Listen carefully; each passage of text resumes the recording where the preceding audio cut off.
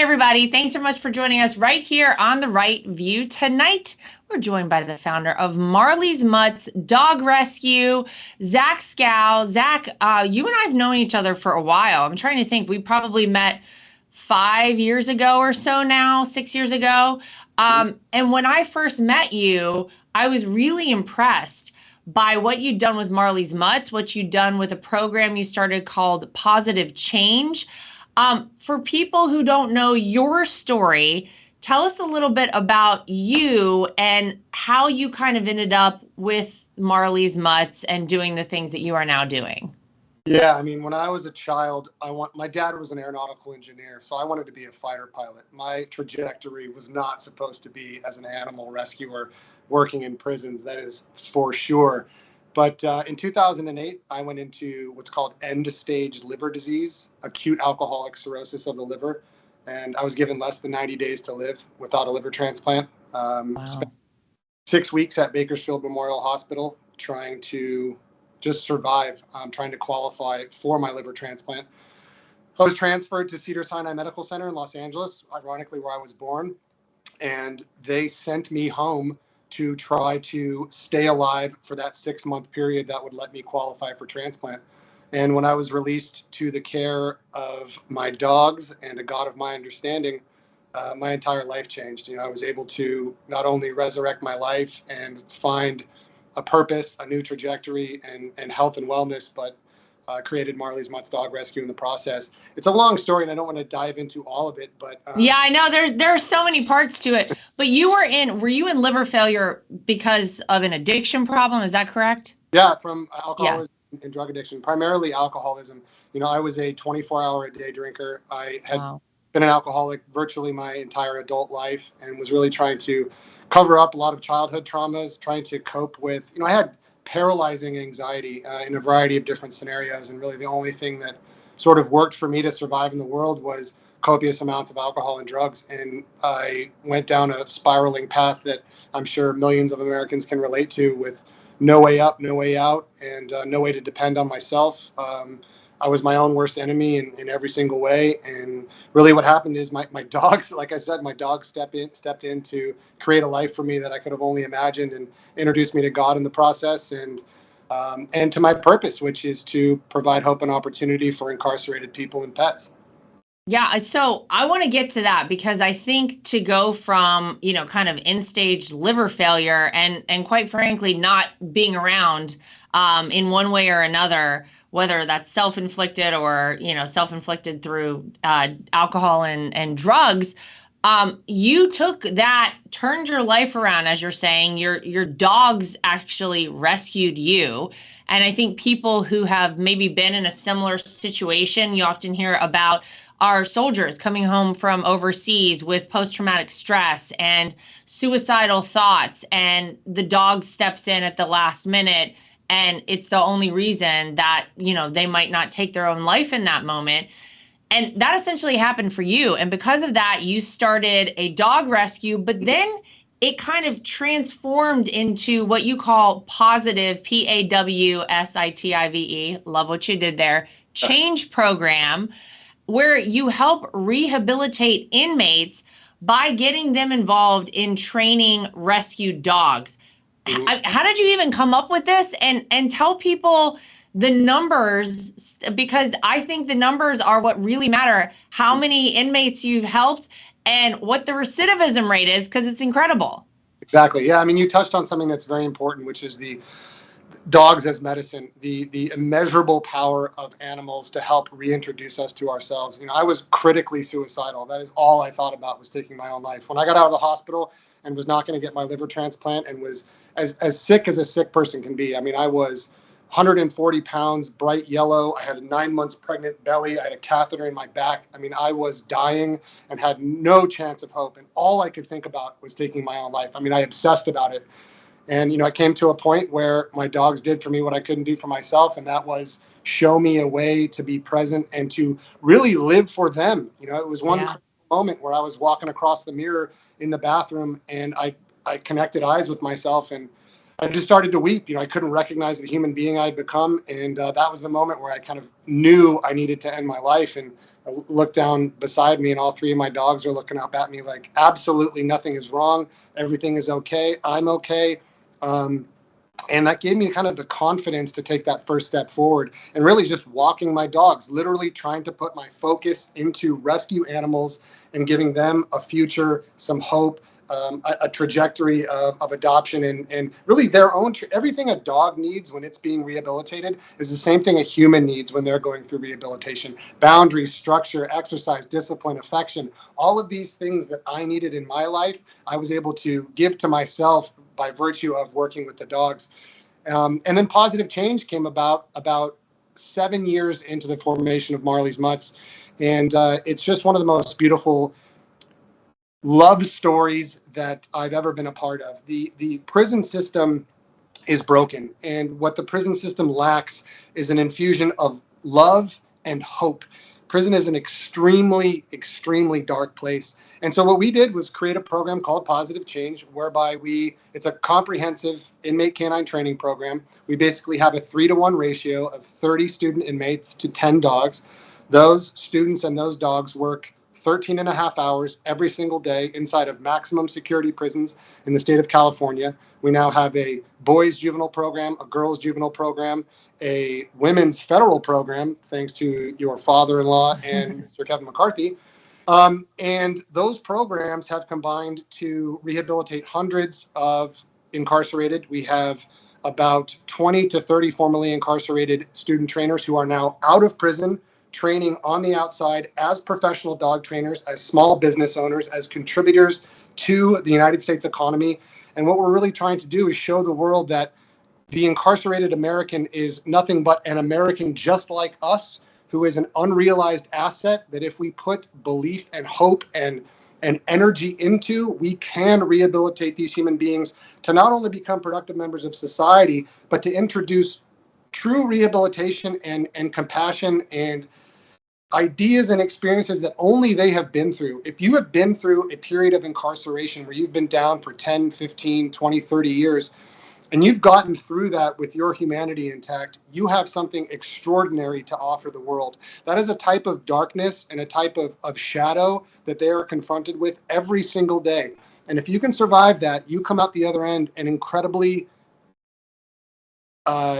just an incredible human being. There are. Yeah. And I just really want to spend time to, anyways, to get back to the numbers, our recidivism to this point is virtually zero. We have, been working on this program for 7 years, and we've only had one of our students return to prison, and he's actually returned back to our program at a separate facility. So yeah, our recidivism rates are incredible. Our success rates are wonderful. We've had hundreds and hundreds of graduates who have come through the program. And in the process, we're rescuing the dogs that need rescuing most from our animal shelters. Our animal shelters, especially because of COVID, are euthanizing back up to 50, 60% of the animals that come through the front door. If you're in a place like Texas or California, literally 50 to 60% of large dogs, especially juveniles, do not make it out of that animal shelter. So we're taking we're taking those large juvenile dogs and we're putting them through a comprehensive rehabilitation program whereby they live in prison. We're not bringing them in to visit. They live there for 3.5 months, living side by side, working with their incarcerated trainers to make a better future for each of them. And it's a marvelous program that we are able to scale if we just had the resources to do so.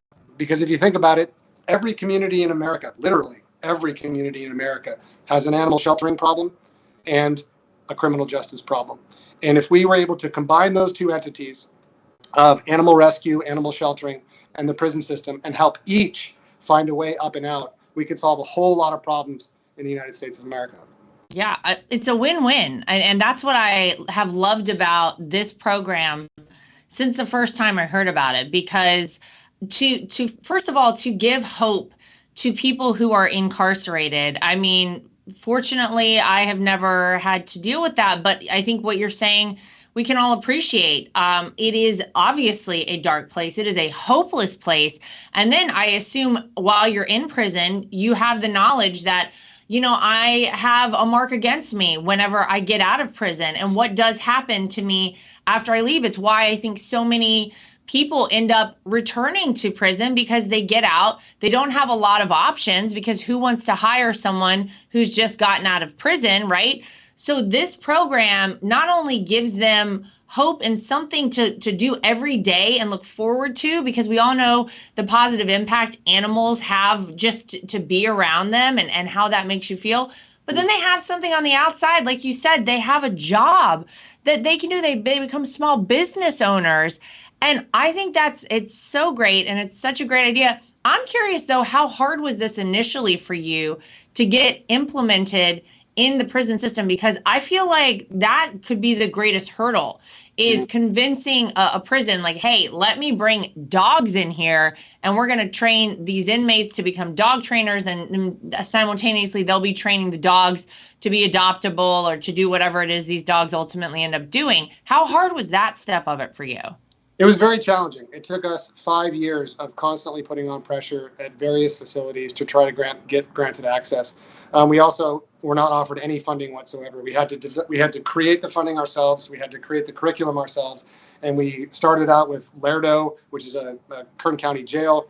Then we knocked on doors, as many doors as we could. We reached out to politicians, and finally Warden Dave Long took a chance on us at California City Correctional Facility, and we created the pilot program for positive change. And that program to date has rehabilitated hundreds of student inmates and dozens of dogs that would have otherwise been euthanized. And we've been able to grow the program now to 6 facilities, including we've worked at a level 4 180 program at Corcoran State Prison, which was the most dangerous prison in California. Wow. Charles Manson was incarcerated, and we operated that program for 3.5 years. And you got to understand the effect that the program has in the prison system. This is creating a safer prison. While you're incarcerated, it's creating a way for the correctional officers and the student inmates to interact in a way that isn't negative. It's creating a way think about it this way, for the families back home. I could tell you stories that would just make you cry immediately about families who haven't seen a picture or video of their loved one for decades, and all of a sudden they're seeing them on the Positive Change Instagram page. Wow. Training these dogs, and we're having sons and daughters and mothers and fathers be reunited over this idea of mutual rehabilitation. And what's so beautiful about this is that the pet industry during COVID swelled to $100 billion industry. It is an enormous industry with a tremendous amount of potential to accept the formerly incarcerated as really anchors. And what's so beautiful about the pet industry and about us animal lovers is we're open-minded and we're accepting. We love a second chance story. We love the idea of giving someone a second go, whether it's rescuing a dog or rescuing a human. And I'm telling you, some of the most brilliant, some of the most gifted, some of the most smart, some of the most empathetic and compassionate people I met in maximum state prisons who were doing terms for loss of life crimes. And these are human beings, some of which, and I'm not trying to ever alleviate or push aside the crimes that they've committed.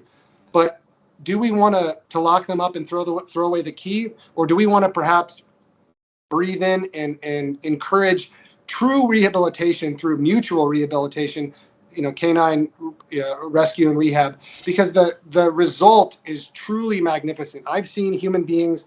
We now have, I'm not sure if I share this with you, but we now have graduates who are outside who are opening our programs back in prison. So we have Isaac Dell, wow. Perfect example. He served 25 years in prison, and he's now the head trainer at our California City Correctional Facility, along with Samantha Johnson. And I mean, what a beautiful story. We're now opening our first boys program in Los Angeles, and Dante Farmer, who was incarcerated at 14, served 18, he was tried as an adult, served 18 years in prison. He and another one of our graduates, David Galaviz, are opening that program in Los Angeles. So these guys are getting out of prison, creating their own small businesses, or going to work for board and train facilities, kennels, rescues. Many of them work as rehabilitation experts for rescues. And now we are hiring them as Marley's Mutts to send them back in to open up new prison programs, and think about the hope and opportunity that invokes in the other students that are incarcerated. There is virtually no hope in so many of these pods in these yards. These are dark places where drugs are rampant, crime is rampant, violence is rampant. And when you bring these fuzzy, magical, medicinal souls into a prison, it changes everything. It changes the vibe. It changes, they have something to lose. It changes, it puts up a mirror. It does so much. And I'm just telling you, I really want the audience to understand that there are 2.5 million incarcerated Americans right now, 10+ million children directly affected by incarcerated parents. Do we just want to push them all aside and kind of categorize them all as inmates? Or do we want to take a real hard look at these individuals and see what we can do to bring them back into the fold as Americans with tremendous potential, again, as unrealized assets? These are human beings that have been through such darkness and come out the other end intact. And if you've been through an experience like that, you have something to offer. And I just really want to encourage the followers to go check out our Positive Change Instagram page and just feel the love, relate to these individuals, because I tell you what, they're not much different than you and I, if at all. These are my brothers, these are my sisters, and these are human beings that I fundamentally believe in. And I have seen these guys get out into the world and change the world for a better place. I mean, to make it a better place. And I'm excited to see what we can accomplish if we get this to scale. Yeah, when we all want that. I mean, I think, gosh, don't we all want things to work better for everyone and to feel better and more positive?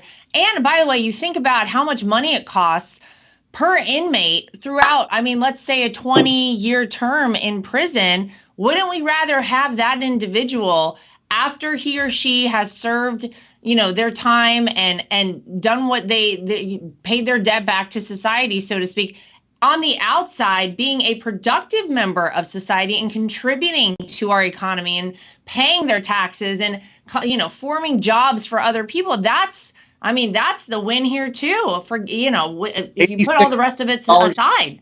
$86,000 a year is what it costs. One human being in the state of California, $450,000 for a juvenile. It's a $90 billion. Wow.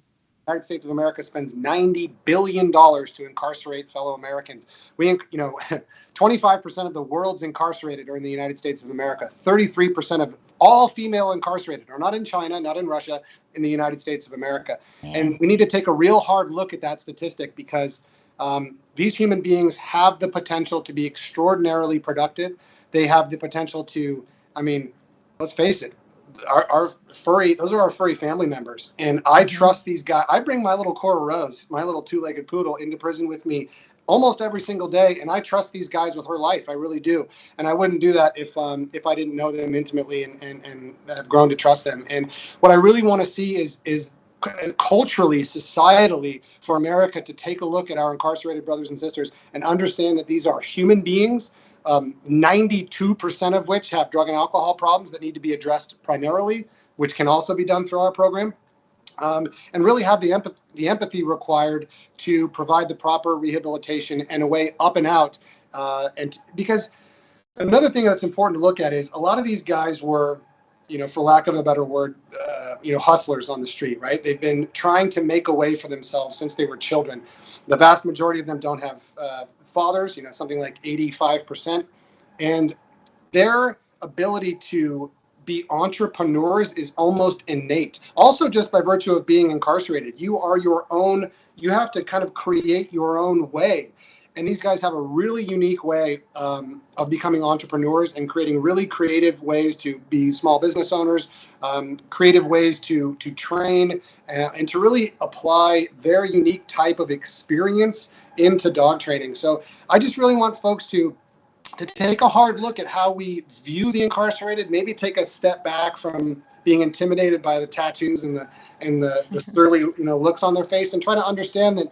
And this is something that happened to me since having my two little girls, is I view them as children. I view all of these men and women as children, as children of God, to be honest. And they are worthy of our empathy. They are worthy of our belief, and they are worthy of a chance at rehabilitation, because the downside is if we don't give them this programming, if we don't inject some kind of positive programming like this, they're going to end up out on the streets, and they're going to be creating victims. We don't. Yeah, well, you either learn how to become, do something positive in prison, or you learn something else in prison, how to commit more crimes oftentimes. And so, unfortunately, like you're saying, these guys, sometimes they weren't even given a chance from before they got in prison. They were hustling on the streets. That if that's all they know, and they learn how to do it better while they're in prison, that's what they're going to do when they get out, and they're going to end up right back in the same spot. Why not give them a channel that is a little, more positive and on so many different levels. And I think that the person who understood that there needed to be change within our prison system was my father-in-law with the First Step Act. I mean, the first comprehensive prison reform in decades, signed into law by President Donald Trump. I know you got a chance to go to the White House, right, whenever he was in office. And like you're saying, now it is within women's prisons as well, thanks to, it sounds like, President Trump and Kevin McCarthy. I'll never forget sending you that message where I get an email that says you're invited to the White House. And I go, sure, this is fake. And I forwarded it to you. I said, is this for real? And you're like, get your butt to the White House. I happened to be in Mexico at the time. I was on a surf trip. Had to go straight there, borrow a suit, the whole 9 yards. But yeah. Oh my gosh. The First Step Act, essentially what the First Step Act is trying to implement within the federal prison system. And again, the First Step Act can only apply to the roughly 2% of our incarcerated whom are in the federal system, is it says that we need to prioritize programming because, like you said, within the prison system, you're basically going to crime school. If you're not getting programming, if you're not filling yourself with something positive, you're filling yourself with something negative, and that's going to be unleashed on the public when you're released. The First Step Act says we cannot continue, because think about it this way. The prison system can have, via the 13th Amendment, you're essentially a slave while you're incarcerated. Your freedom is gone. You have control over these individuals for sometimes decades, but no responsibility to give them rehabilitation. You're simply warehousing them for decades with no culpability in their outcomes.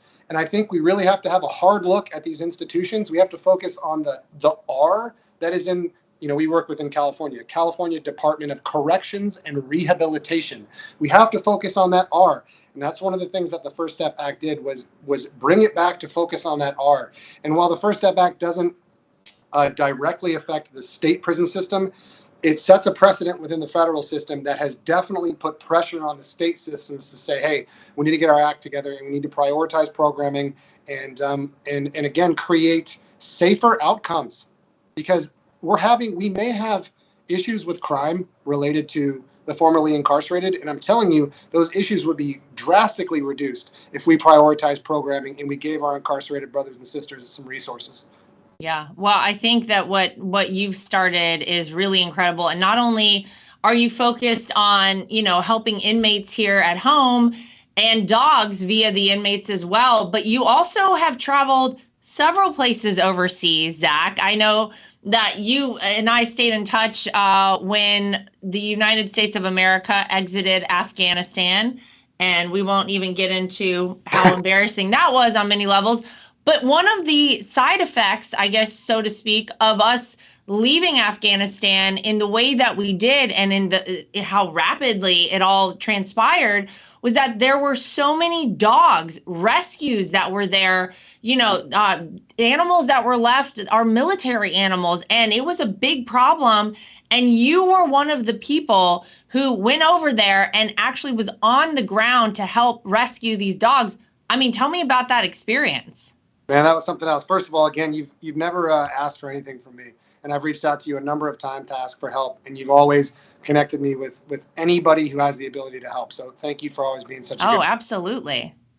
When we pulled out of Afghanistan, there's a lot to go into, and I don't think we can unpack all of it, but I'll just focus on the journey itself. And if you want to see a video of it, just go to my Instagram @ZachSkow, and it's a pinned post. You can see our amazing journey. But what happened was, hundreds and hundreds of animals were left behind. Everyone remembers the images of German shepherds on the tarmac at HKIA at Hamid Karzai International Airport after we pulled out, and it made all of us sick. And we had put in a huge effort to try to get those animals out then, and we were shut down by, to be honest, the CDC. So we put together an effort led by SPCA International and Kabul Small Animal Rescue. Kabul Small Animal Rescue is on the ground in Kabul.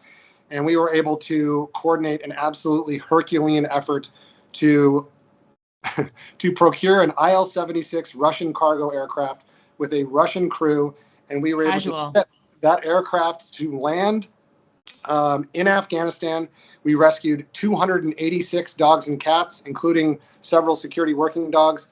These are dogs that were dignitaries' dogs, embassy dogs, rescue dogs and cats. These are all kinds of different animals. And at the very last minute, 36 hours to go, Russian troops started to mount on the border at Ukraine. And our flight plan was through Russia. Oh, my gosh. You have foreign nationals on board. You are not landing here. And we said, oh, my God, this is all going to come crashing down. We have to find another way around. Where are we going to go? So we went through Turkey. We had just some rescues, just rescue friends through the network of social media that sprung into action. My boy Dev Naz, who's in Turkey right now on the ground, if you want to check out his page, at Dev_Naz. Another incredible individual, if you get a chance, her name is Helena. Shout out to Helena from Beirut for the ethical treatment of animals. And those guys showed up on the tarmac in Turkey, rendered care to our animals, flew to Iceland. I met them in Iceland. We had veterinary teams come over from Great Britain, hop on the aircraft there. We did all of our veterinary checks there. Then we flew to Vancouver International Airport, where we landed with 286 animals, and several of them were reunited with their Afghan families. Several of them were reunited with American personnel. Several of them were rescued. SPCA International did it, and this is SPCA International, not SPCA. They're different. But SPCA International did an incredible job. No Dogs Left Behind, Marley's Mutts, created this small. I mean, we're small organizations, but where there's a will, there's a way, and there's strength in numbers and in motivation. And we were not going to let those dogs stay behind. And thank God we pulled it off. And 286 animals made their way to Vancouver via Kabul, Afghanistan. Wow. I mean, the effort that went into this and the story that you just described, all I kept thinking as you were saying, all of the steps that you had to go through, because the CDC told you guys you weren't allowed to bring these dogs in. And Zach, all I can think is our southern border is wide open. And had you guys just maybe gone down to Mexico and hopped over the border, man, it would have been smooth sailing. It's actually kind of insane that's what you had to do to rescue these dogs. Insane these dogs and animals, quite frankly, were left there. But I got to say thank you, because there were so many people, I think, here in America who did see those images of the shepherds in the crates, they're at the airport, and we all thought about our own pets. And, I have 3 dogs right now. I know anyone who has a pet at home thought, God, what if that were my animal? They're left confused, terrified. They don't know what to do, likely going to die if nobody comes to save them. You can judge a society based on how they treat their most vulnerable. And certainly among those are our 4-legged friends. And man, I just have to say thank you for what you guys did there. And then that wasn't the end of it. You've also done more over in the Middle East. Yeah, I just got back. I'm not at liberty to share where we were, but SPCA International has a program called Patriot Pets, which I'll probably get emotional just referencing it, but it's since 2008 they've rescued 1,200 dogs and cats that were rescued in country while our servicemen and women are on deployment, and reunited them back stateside. So say you're deployed to Iraq, Syria, any of these war zones, Somalia, really anywhere American servicemen and women are on the ground fighting, and you're befriended by a dog. They come onto your convoy, they sleep with you at night, they keep you warm. They provide that magical medicine that our fur kiddos give us when we're down. You imagine going through, seeing contact, going through some sort of a battle, whatever it is, and they befriend these animals, and to have to leave them is gut wrenching. So SPCA International created a program whereby these servicemen and women can be reunited with the dogs and cats that they find while in country, and it's a very, very challenging program to pull off. And this is something that I cannot give them enough credit. There's certain individuals who I can't even name because we have to really keep some of this close to the vest. But these are individuals that pour so much energy into getting dogs from war zones back to the United States of America. And because I've been traveling all over the world with dogs for the last 15 years, I was lucky enough to be involved in this program, and we just got back yesterday from the Middle East with 7 dogs who will be reunited with their servicemen. We had the first one yesterday in upstate New York. So if you want to see that reunion, go to SPCA International's Facebook. My God, I'm going to cry if I even attempt this, Zach. I already know. And it's just in time for Valentine's Day, so it's really beautiful. And if you want to donate, we're going back over there in a matter of weeks, at the very least, a couple of months. We have several dogs that are in the Middle East that are poised for their transport. Some of them are healing. Some of them have gone through. It's a very, very long process that you have to go through. Again, because the CDC changed a lot of regulations, and it used to be very easy to rescue dogs internationally, but a couple of years ago, the CDC banned the import of dogs from 113 countries. That ban essentially brought to a screeching halt international animal rescue. Up to 1 million dogs and cats coming to the United States every year internationally. That stopped. So we're talking about dogs from the human meat trade. We're talking about a lot of animals that need to get into the United States. It's their only source of hope and opportunity is the U.S. To achieve their own version of the American dream, and that came to a screeching halt. Some of the I do want to give the CDC credit for amending some of those really bizarre, rules and procedures. They have made it easier, so we've been able to get through the process very seamlessly. For instance, this last transport that we completed yesterday was probably the smoothest yet, in part because SPCA International has dialed in the process. But we work with the CDC, we work with all import agencies, and everybody really has figured out a way to work within the new constructs and make it work for both sides. And I'm just really grateful to be a part of it. We still have a whole, dozens of kiddos that are over, near Somalia, that are in other areas in the Middle East, near Jordan, and all over the place wherever we are deployed. So if you guys would like to donate to that program, it's spcai.org, spcai.org. I love it. Well, Zach, gosh, I would have to imagine that when you were in your darkest moment, it would probably have been hard for you to ever imagine kind of going to the places you've gone, doing the things you've done, impacting the lives of animals and humans alike. But you are absolutely incredible. I'm so grateful for all the things that you do for people who want to help maybe with positive change or donate to Marley's Mutts. How can they do that? The best way to follow Marley's Mutts is go to marleysmutts.org or go to any of our social channels, Marley's Mutts on Instagram, Marley's Mutts Dog Rescue on Facebook. We can and will make a huge difference in the lives of incarcerated people and pets. And we can scale this program and really change the world. Change the world for our incarcerated people and pets, but we got to do it together. We're not getting any funding from the federal government or the state government. We need your guys' help. We literally, our average donation is like $12. We fund this on social media, and until that changes, or until I reach someone of influence who is willing to make a large donation to make this possible, we have to scratch and claw and do our best to fund it. So please, if any part of this resonated with you, if you feel it in your heart, if it's put a smile on your face, please go to marleysmutts.org and make a donation. We are struggling. We are near the point of layoffs. We've had to scale back 2 of our programs. And again, we've just got our first federal program. Again, thank you to Mr. McCarthy and the Bureau of Prisons for making that happen. But we're going to lose it if we can't fund it. And we're pretty much desperate at this point. COVID has really hit the animal rescue community hard. Yeah. So please please get involved. There's a lot of ways for you to get involved. If you have a family foundation, if you're part of a business or a company that has charitable giving and matching programs, let's go. We're all ears. Go. Up with us. Let's do it. Let's change the world here real quick, Zach. I think that's a good thing for us to consider. Well, you're always a great friend. You're always doing awesome things. I know you're going to continue to do it. Thank you for joining us here on The Right View. We're going to hope for the best, and let's go change the world one dog and one inmate at a time together. So Zach Skow, thanks for joining us. And everybody at home, as always, thanks for joining us here on The Right View. We'll see you back here next time for more.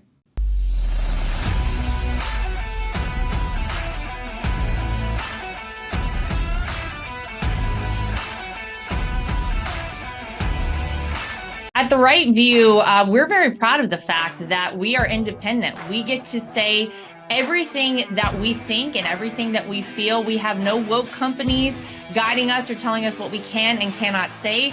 We are always going to shoot you straight and give you the facts as we know them. And that's why it's important to support independent outlets like The Right View. My name is Lara Trump, and I think Mike Lindell is a patriot. He is someone who loves this country, is willing to fight for this country. I love MyPillow because not only are MyPillows made in the USA by American workers, but they're great products, and they're so great that not only do I use them in my own bed at night, my children actually requested. My daughter the other day went to the closet and pulled out a MyPillow and said, "This is the pillow that I want to sleep with." And I gotta tell you, she loves it and will have nothing to do with any other pillow. So it's a big hit around our house. My dogs also happen to sleep on MyPillow dog beds. So all around the Trump household, we're big fans. If you go to mypillow.com today and use promo code Trump, again, promo code Trump, you will not only save money, but you will help us continue this show and other shows like it and help us continue the fight for the future of America. Inflation has impacted all of our lives. I don't think anyone can go to the gas pump or the grocery store without noticing that it is a major factor. And unfortunately, it's not going anywhere. It doesn't seem like it's going down in the way that we would like it to. And one way to protect your money is by investing in precious metals, gold and silver. That's always been a great way to make sure that you keep your money and you keep it safe. When you go to bh-pm.com, use promo code Trump. That way, if you decide you want to invest in gold and silver, you'll save yourself a little bit of money. We live in a time that's very interesting. A lot of us out there feel like a lot of our rights are slipping away. And if you're like I am and you want to have the right to choose whether or not to have a vaccine, how to live your life freely, and you're looking for a great doctor, I've heard amazing things about Dr. Sherwood. He's somebody who you should really check out and check into, and it'll help support this program and keep us going. So go to sherwood.tv and use promo code Trump. Again, sherwood.tv and use promo code Trump. You can save yourself some money and help us keep our program going. Ladies and gentlemen, this just in. We'll keep this a little secret between you and me and them and everybody. Whoa. The people that are actually at the tip of the spear, working directly with President Trump on a day-to-day basis to save this nation, they're all joining us on the Reawaken America tour. We have President Donald J. Trump's Chief of Staff, Kash Patel. We've got Peter Navarro's joined us on the tour. We have General Michael Flynn. We have Eric Trump. The people actually working at the tip of the spear with President Donald J. Trump to save America are joining us on the Reawaken America tour. Whoa. If word of this gets out, if the truth about election fraud, medical fraud, religious fraud, monetary fraud, and mainstream media gets out, it may just save the nation. The Reawaken tour is coming to our place, hallelujah. It's gonna be lit. It's gonna be lit. Yeah, it's gonna be lit. Wide slam open. And now, ladies and gentlemen, on May 12th and 13th, the Reawaken America Tour is coming to Miami, Florida, and to the beautiful Trump Doral Resort and Golf Course. Once again, ladies and gentlemen, the Reawaken America Tour is coming to Miami, Florida on May 12th and 13th. Get your sunscreen ready because General Flynn, Mike Lindell, Amanda Grace, Julie Green, Pastor Dave Scarlett, Dr. Judy Mikovits, Kash Patel, and Team America are taking the Reawaken America Tour to Trump Doral on May 12th and 13th. And then we're taking the God-fearing, revival-starting Reawaken America Tour into Sin City. Yes, ladies and gentlemen, we are taking the God-fearing Reawaken America Tour to Las Vegas, Nevada on August 25th and 26th. General Flynn and Team America will be taking the Reawaken America Tour to Las Vegas, Nevada. And the Patriots will be staying together at Trump International Hotel, Las Vegas, located at 2000 Fashion Show Drive, Las Vegas, Nevada, with zip code 89109 if you want to send them a letter. And yes, Alex Jones will be live and in person at the Reawaken America Tour, Las Vegas, Nevada. Once again, ladies and gentlemen, put it on your calendar. Get those tickets right now. August 25th and 26th. Eric Trump, Dr. Peter McCullough, Mel K, Dr. Stella Emanuel, Owen Schroyer, Alex Jones, Seth Holhouse, Pastor Mark Burns, Pastor Leon Benjamin. We're all taking the Reawaken America Tour to Las Vegas, Nevada, ladies and gentlemen. Las Vegas, Nevada. And that's going to be August 25th and 26th. Thus far on the Reawaken America Tour, we've featured Dr. Dave Martin, the late great Dr. Vladimir Zelenko, Charlie Kirk, Donna Clement Petruska, Sean Foyt, Karen Kingston, Chad Prather, Robert F. Kennedy, Kennedy Jr., Dr. Alan Keyes, Mickey Willis, Roger Stone, Dr. Richard Bartlett, and hundreds of patriotic speakers that you know, including Del Bigtree, Thomas Renz, Sidney Powell, Jim Caviezel, Donald J. Trump Jr., Peter Navarro, Klaus Schwab, Yuval Noah Harari, Bill Gates, and the godless globalists have their annual meeting called the World Economic Forum at Davos. But we that reject the Great Reset have the Reawaken America Tour coming to Miami, Florida, and coming to Las Vegas, Nevada. Get those tickets at time2freeamerica.com. That's time2freeamerica.com. We have scholarship pricing to make these events affordable for everybody. Every Reawaken America Tour event has sold out, so request those tickets today at time2freeamerica.com. That's time2freeamerica.com. Or for faster service, you can send me a personal text to 918-851-0102. That's 918-851-0102. And to be bilingually sensitive, that's 918-851-0102. We hold these truths to be self-evident. All men and women created by go. You know the thing. We will shut you down. We will cite you, and if we need to, we will arrest you, and we will take you to jail.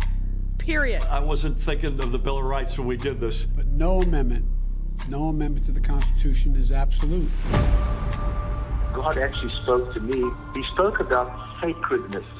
He said to me, Kim, what I place in many, many people is sacred. And if anybody touches what is sacred to me, then it is the end for them. So what I've done in the United States of America is sacred. And there are people on every side that are trying to destroy what I deem sacred. And it's not going to happen. This is the definition of criminal conspiracy, racketeering, and collusion. This is not a theory. This is evidence.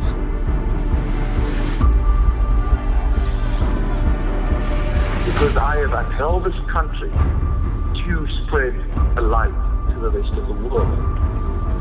When you choose to go against the sacred thing that God put into the very heart and the soil of this nation. This was sacred to God. Now is the time to act. This is exactly why I need some action from my people.